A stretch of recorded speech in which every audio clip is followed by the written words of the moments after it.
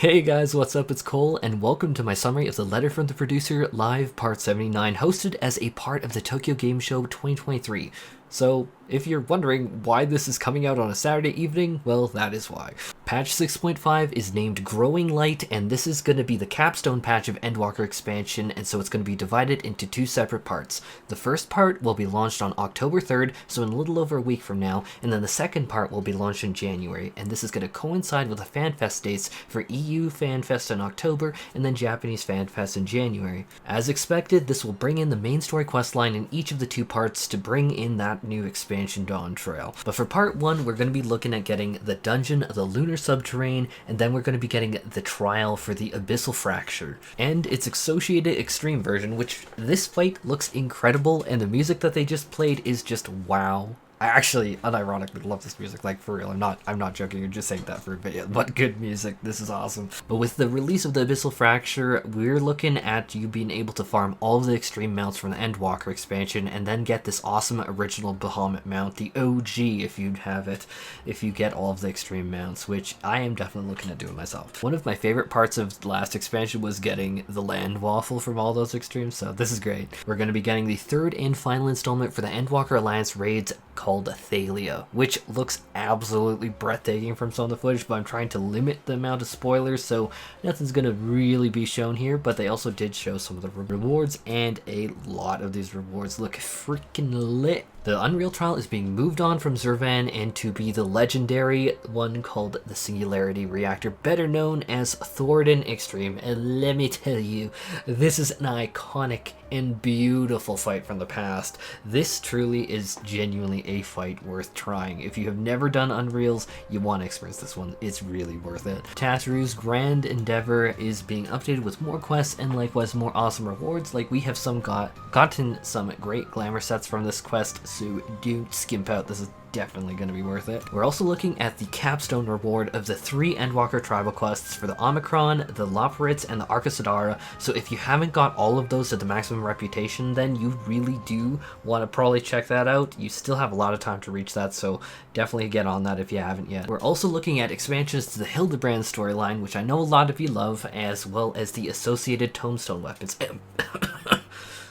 I mean, relic weapons in patch 6.55. Oh, I love our devs so much, but why? Okay, moving on. We're also getting updates to our crafter Splendorous tools, which are basically crafter relics in patch 6.51. We're also getting a new variant in Criterion dungeon named ALOALO Island, which before you write off Criterion dungeons and start skipping, there are new rewards. Don't skip. I mean, if you want to skip, I guess you can. That's why I put the timestamps. But they are actually allowing you to get things like twines and similar upgrade materials to allow you to upgrade your tombstone gear, which is, guys, that is huge. That is something that me and other creators, like I know Xenos was mentioning it, I think a few weeks ago, like this is a massive shift, guys. This is huge.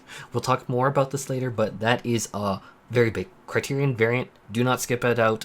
We'll need to take a bigger look at the rewards, but this is pretty huge. Excellent news. We're seeing duty support be expanded for all of the Stormblood dungeons as a part of the MSQ, which means that all the dungeons from the very start of A Realm Reborn through ENDWALKER in that main story quest line can be played solo, which is really freaking great for getting players who just want that solo experience into the game. And you know what? If you get the solo players in, maybe you can convert them into like hardcore raiders. Like who knows? You might get a solo player. No, it must have happened that you get a solo player who has now cleared both DSR and has farmed top and is now just like, yeah, you know what, I started and I did all of the duty support dungeons.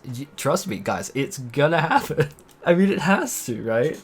So overall, my impression, this is a huge win for 14, and I'm glad that they took the steps to like make this happen. I do see it as a win. There will also be job adjustments across both PvE and obviously PvP, because they keep doing that every patch. They're trying very hard to get them balanced.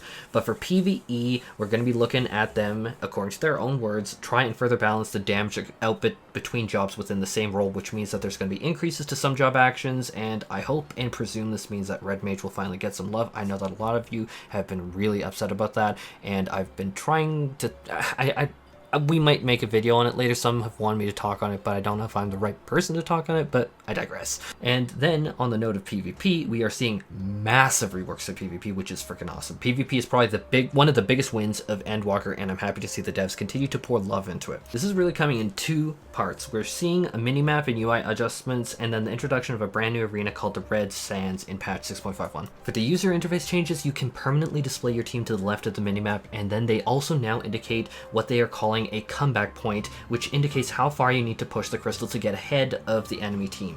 Alongside that, there is also now going to be an indicator to show progress at the top of the video game window, like the top of the 14 window. They also added that during overtime, you can see exactly how long the losing team can step away from the crystal safely before the match ends. Just a ton of visibility and quality of life, which I think really does go a very long way in any PvP game. Like, think about how many visibility and QOL things are needed in like Overwatch or Fortnite or whatever. And lastly, speaking of visibility, they color-coded many AoE effects to differentiate if it's friendly or will damage you. Now let's talk about the new map. This is called the Red Sands, which has, on top of a new background, which is absolutely gorgeous, and a layout to play through, you will now get new effects. One of them is called Oasis, which will provide healing in the green patch and leave a heal over time effect on you for a little while, as you can see hopefully in the screenshots. I'm going to try and edit them here. I edit this so quick that I hope that I remember to, probably will. But there's also going to be a heat wave effect, which will do significant damage, and that makes it so that the Oasis really cancels that out. So the Oasis, it's not just something that you kind of want to ignore. It's going to be really weighing in the match whether you push the crystal versus survival in the elements, really. They also showed a bunch of PvP rewards, which includes this epic armor, which I absolutely adore. Any armor that a healer can use, that's always going to be a huge win for me. I love it. That is my aesthetic.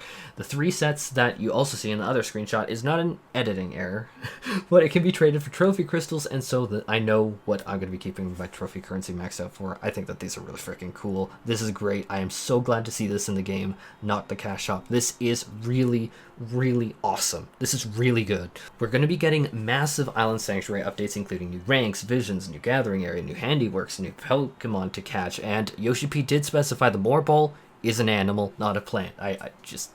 because I know that was an important detail from last time it was announced, but the Moor Ball is an animal, not a plant. But they're also going to be introducing the brand new system called Felicia's Favors, which really revolves around the idea of having like a customized list of stuff that you want to do, rather than just grabbing like a spreadsheet simulator or something. It's going to be actually customized, and so it's kind of like the expert crafts. You could think about it in that way. There's going to be a massive Fallguys collaboration coming into the Gold Saucer, which I'm actually kind of super excited for this, so we'll kind of see what kind of chaos happens. I wonder if I can get some viewers and like just have some fun with that. That would be new for my channel, and that would be a ton of fun. And I like that, so I'm excited. Crafters will be getting a new custom delivery under Margrat from Charlian. Gatherers will be getting a massive quality of life buff with being able to mass ethereal reduced stacks of items, which is freaking huge. Fishers are also not being left out, with green dots to indicate newly logged fish in the fish guide. And we're getting a huge glamour update, which I maybe should have put at the start of the video, which we can now store optional items, you know, the stuff like you get from the store, into the armoire, which is honestly, how to say it, I have tons, and so this is my inventory thanking Yoshi P. Thank you, because my inventory is so crammed with optional items, so this is huge. Thank you, Yoshi P. I will be absolutely stuffing the armoire full the day that you allow me to. We're also getting an update to the teleportation UI, where we will be able to choose teleport locations based on the expansions. This is, however, an option, so if you don't want to do this, don't feel forced to. You can change it in settings if you want. Due to Roulette, Alliance raid has been reworked significantly, and for the better, I'd say. I know that's kind of controversial with some people. Some people are really mad about it, but I'd say that this is a win. Alliance raids will no longer be able to be cheesed with low item level, forcing Crystal Tower. Oh my gosh, please no more Crystal Tower. But likewise, we are seeing them take into account the difficulty of the Alliance raid and bind that to the amount of rewards that you're going to get. I, for one, think this is brilliant because Crystal Tower is, well, it's very Crystal Tower. No one wants to do them, and no, when I ask for a new relic, I don't want to do fucking Crystal Tower. Please, no more Crystal Tower, I beg. But this also means that some of the harder raids, like the Evilist Alliance raids, which are significantly more involved, will give you more rewards. I think this is a win. Lastly, they showed off a bunch of housing items like this indoor flower patch, like the cactus tree thing, the clock on the wall, heck, even that wallpaper is super unique, which probably comes from Island Sanctuary, I guess, and from the pattern, I believe. Not to mention the outdoor step ladder. Like, I'm laughing because I literally used the miniature Heaven on High tower to climb onto my roof literally, it's out there today, like right now in game. If you check this video, go to my like FC house, you'll see it. And so just to see stairs, you know, and after all these years, it's just hilarious. I will use them. Not to mention other housing items there are obviously grand, like the Magitech armor service station. That's freaking iconic. Like lots of great items coming for housing. I actually love this. In terms of glamour, we're getting more casual sets, which I freaking love. I'm a sucker. I know a lot of people on the subreddits be like, fuck these casual sets. I love them. I think that they're really nice. I like them. I'm sorry, don't hurt me. And then a super cute cat outfit, and I will need to grab that, and it's cool. So of course I'm gonna wear it and be dumb as a Rothgar wearing this, but you know what, it's gonna happen. I did that with the like cat pajamas. And then for our last thing, we're getting a duck. Now for mounts and minions, they introduced this brand new fairy mount which has a scholar main. Well, how to say it, I'm getting it. I need it extremely bad. This is amazing. Why am I getting the fairy from Baldur's Gate 3 vibes? No spoilers, but if you know, you know.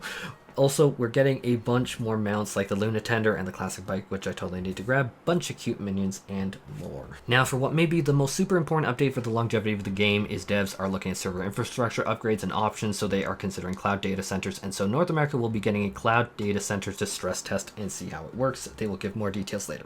I'll be talking a lot about this later. Lastly, they are doing a collaboration with KFC, and yes, I do mean the restaurant, which to get the rewards in game, you'll need to get combo meals through Japan, which then you will get the Eat Chicken emote in game, which is obviously freaking iconic. It's unique. But with that, we are cutting this video off because this is a lot longer than I wanted it to be, but I was like, how can I summarize this more? And I'm like, darn it. Anyhow, I hope that you guys are super excited. I'm actually really excited, and I am one more Uru totem from having all of them done, and so as soon as this video is posted, I am going to be grinding that in Party Finder.